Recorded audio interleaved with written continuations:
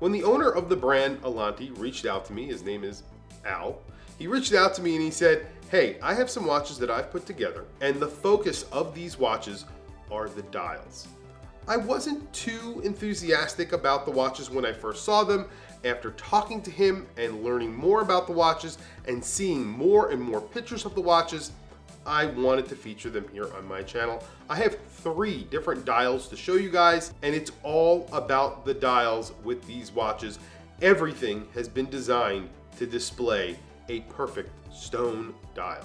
So let's flip the camera and take a look at 3 watches from a brand you've probably never heard of, Alante. I got a chance to speak to the owner of this brand, and the thing that really stuck out to me when I was talking to him about these watches is that he really wanted the dial to be on display. He wanted very large dials, and he was very adamant about picking beautiful stone dials. Each one of these, when you look at the cut and the overall texture and design of these dials, they are top notch. And that was the entire point of making this watch. Also, the case is designed to display that dial. You can see you have a very thin bezel area. There's no bezel here, that's just the case, but you have a very thin area that is surrounding that dial. So when you put this on your wrist, it looks a little bit larger than its dimensions. I actually thought this was probably a 40mm watch. It's not. We'll talk about dimensions in just a few seconds. There is nothing distracting you from that beautiful dial. The abalone dial on the right side of the screen is gorgeous. There are so many different colors: green, purple, blue, white. It's just absolutely dynamic. You have applied indices, and then you have a very simple and straightforward handset. You're getting lume here, so technically I wouldn't call these sports watches. I would call these dress watches. You're only getting 50 meters of water resistance. You are getting the option between a date or dateless version. So there is a Miyota 9039 version, which is the dateless version, and then there is a Miyota 9015 version that you could buy if you prefer to have the date. One of the more unique dials that they're offering is an iron tiger eye, very popular these days because Rolex started using this material for dials as well. And there are some metallic portions to it. That's the iron. You see tiger eye there. There's red. There's gray. There's a lot of different colors, but all of them are sort of uniform and layered on the dial.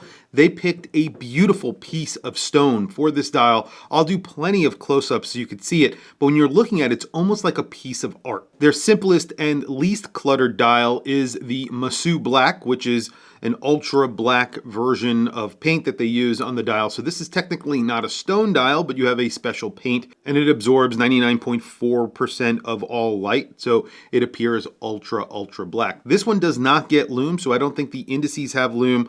Those hands are skeletonized. They're almost the exact same hands that you get on the other watches, except these don't have lume and they are skeletonized. And then you have an applied logo right below the 12 o'clock and nothing else on any of these dials. It doesn't say anything at the bottom of the dial. Again, they didn't want to distract away from these beautiful dials. It's all about the dials here, and that's the reason why they didn't put anything else there.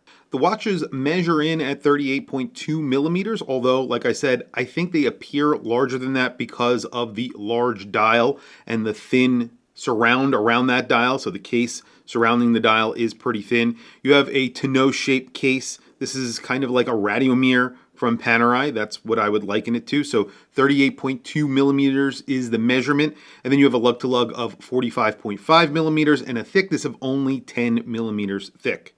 On their website, they have 2 options. They have a pin buckle option, which is the less expensive option. And then they have the deployant buckle option, which is actually a really nice deployant buckle, but that is more expensive. So if you want the deployant buckle, you would have to pay a little bit more money.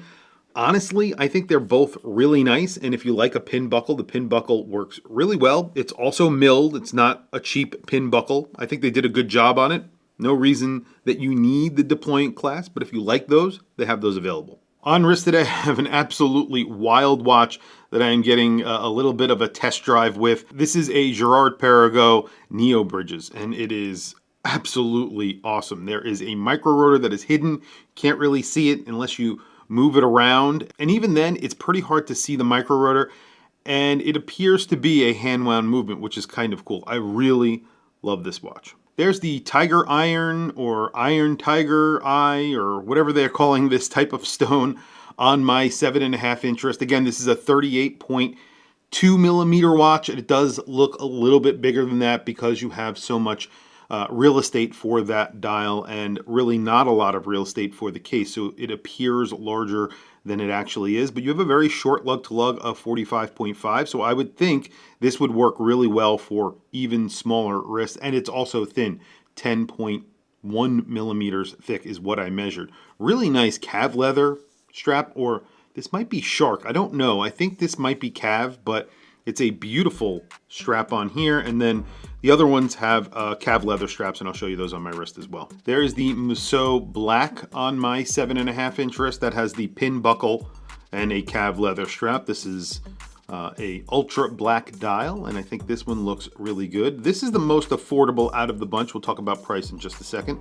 And there is the Abalone on my 7.5 inch wrist.